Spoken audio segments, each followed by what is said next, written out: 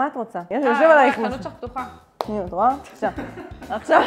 את רוצה להישאר עם הסיגריה האלקטרונית? כעובדת בנק לשעבר.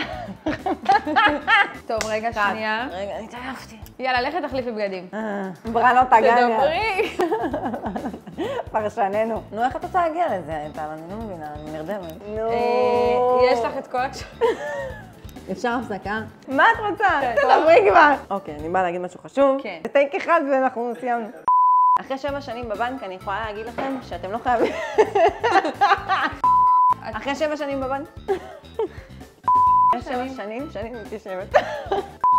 אחרי 7 שנים, אני כבר מתיישבת. אחרי 7 שנים בבנק אני יכולה להגיד לכם שאתם לא צריכים להיות משכנתאות.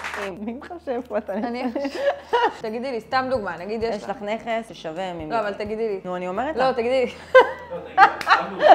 תגידי לי, סתם דוגמה, יש לך... קצינה, אני אומרת לך. יש עוד משהו שאנחנו צריכים לדעת? לא, אין, כלום. אין מצב שיצא מזה סרטון נורמלי. חכי תראי.